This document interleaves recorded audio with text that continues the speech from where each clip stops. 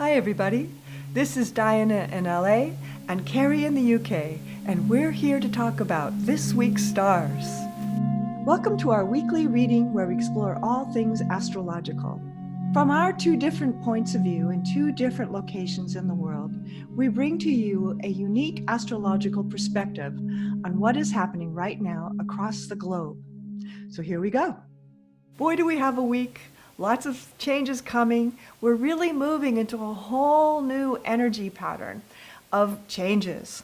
We've been through a lot of changes. We've been talking about the structural changes over this whole last year and this year too, but we're starting to see some of the changes actually beginning to happen. Partly that's happening because things are breaking down so thoroughly that we must make a change, right? But also new informations are starting to come up through the cracks, right? These new kinds of discoveries. We've got the rover is on Mars with a helicopter. There's lots of changes happening, and Mercury goes direct today, this afternoon, as we are making this recording, and we have a full moon coming this Saturday. So there's lots of energies, lots of forward motion. Mercury going direct in Aquarius is going to create a new flow that you're going to really feel. So how are you feeling on your side of the world, Cary? Well, what's happening in the UK? We're still in lockdown.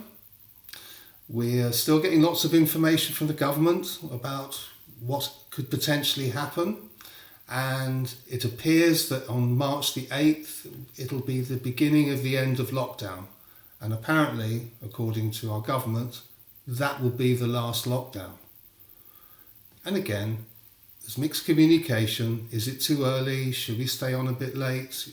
There's a lot of anxious communication going on in the UK with regards to that. However, on the plus side, where you talked about that stellium in Aquarius, you've got Mercury nearing Jupiter, and with Mercury nearing Jupiter, we're getting lots of more information on the vaccines. Millions of people in the UK have been vaccinated. We've just got to go with the flow, just like everybody else, and take all these challenges that we have with Saturn and Uranus and just ride them like a wave. And that's the best way to approach the next couple of months. Saturn square Uranus. We're still working with that big, long-lasting square, and that is all about the changing of the underpinnings of the systems of things. And we're all dealing with that. Thinking about breaking down of infrastructure that we've been talking about for the whole year, of things breaking down as we know them, even the potholes on the freeways, which are more and more prevalent, right? From that kind of infrastructure to dams, to electrical grids, to the whole undergrid of the United States here is having problems and being tested and challenged by the weather. And that is a very interesting way of looking at it. And another thing that I want to add to that list of unique Aquarian kinds of events is the situation that's happening in Australia right now between Facebook and the whole country of Australia. So there's all of these challenges to the things that we know, the way we communicate with each other on the internet, on the World Wide Web, the way that we can communicate to each other in a time of COVID when we're all quarantined. Facebook and things like that are very important to the way that we can communicate, and even that is being challenged. So the last time that the planets was defined as this, for me, was in 1989 when Saturn, Uranus and Neptune were conjunct in Capricorn, funny enough. And that was around the time of the Berlin Wall coming down. So again, a very significant time, and we are in very significant times now. You know, it was interesting what you said about the internet. So the internet's become very powerful, even more powerful than it's ever been, because it's actually more entwined in our lives than it ever has been, especially at this time when everybody's in lockdown. My mum, who's 87, has to learn how to use certain things that she's never had to do before on a computer. She has no choice. Right, it's like the glue that's holding us together, and even that is being challenged. And it's been Mercury retrograde until today. Today, Mercury goes direct at 4:52 p.m. in Los Angeles. So that will be, we're going to start to feel the forward motion again. Mercury has been retrograde in Aquarius, right? So here we are in that same subject area of what's new, the new science, the new ways of communicating, the new ways of even extrasensory perception is ruled by Aquarius, if you think of it, right? It's that way that we can connect without words. So there's so much going on as things are being dismantled and re-put together like we keep talking about. And it is a powerful, powerful time because our world's going to look different.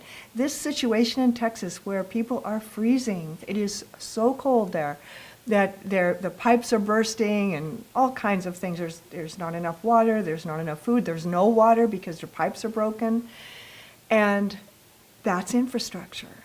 And we need to look at our world in a new way where we use solar power, where we use wind power, where we use other kinds of energies. And that's all Aquarian. And as Mercury goes direct, it starts moving towards Jupiter. And when it becomes conjunct with Jupiter, then expect some really spectacular news to come out, which will probably be the week after next. But it's only 3 degrees away from Jupiter at the moment. So when Jupiter, the planet of expansion, together with Mercury, planet of communication, come together, that's a really powerful combination. So again, this is why I say expect something spectacular news-wise, which could be a game changer. That's so exciting to think of. And Mercury conjunct Jupiter, which it is right now, already only 3 degrees apart, is going to get tighter and tighter over the next week or so.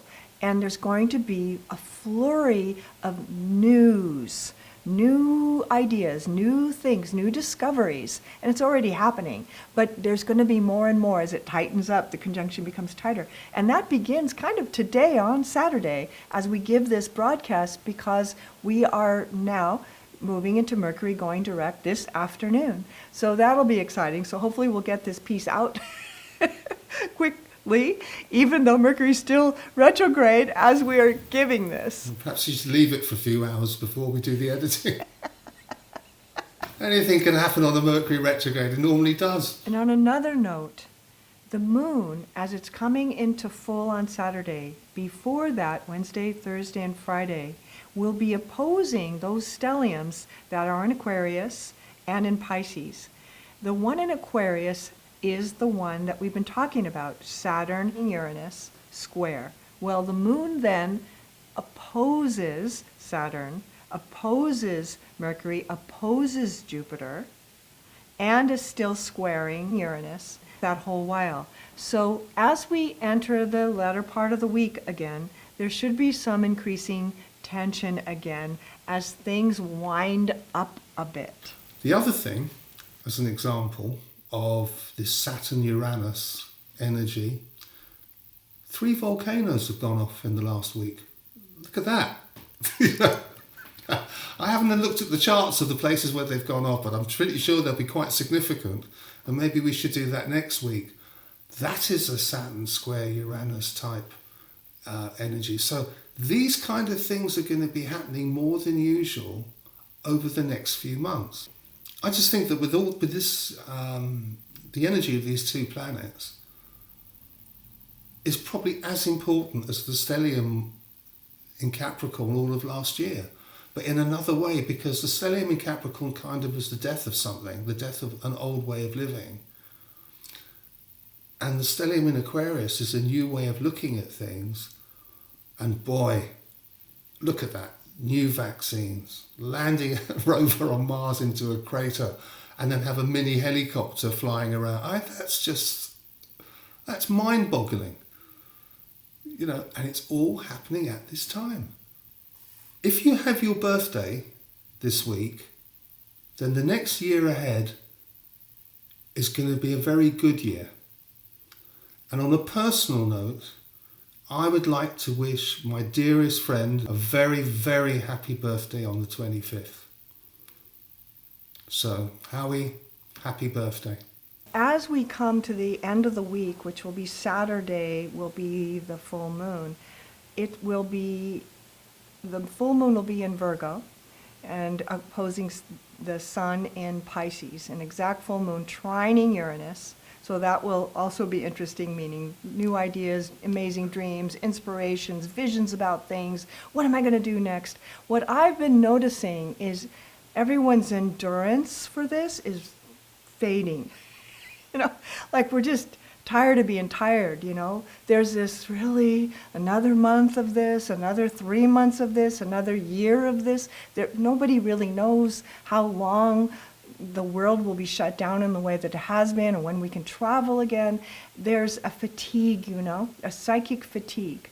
And so with this full moon coming, what I would suggest is you go towards the end of the week and we come towards that full moon in Virgo is supreme self-care as spiritual practice. How can you better take care of yourself? Virgo is all about hygiene and all about health, right? And all about mental health as well, and taking care of yourself and making sure that you've got your energy in line. And so what I would really suggest is that you take extra special care of yourself, because we are starting to get towards the end, not yet, but we're getting closer to the end of this cycle, which is still some months away, and we need to keep our endurance up during this period that is so straining and so difficult, and yet we know how to do it. We're good at it, we're used to it, we can do it. So you can do it. So meanwhile, though, take care of yourself. And so we'll see you next week with another Astrocast. And if you are enjoying these broadcasts, we hope you will share them, like them, subscribe, and all of that. And we'll see you soon. Bye everyone, stay safe, have a great week.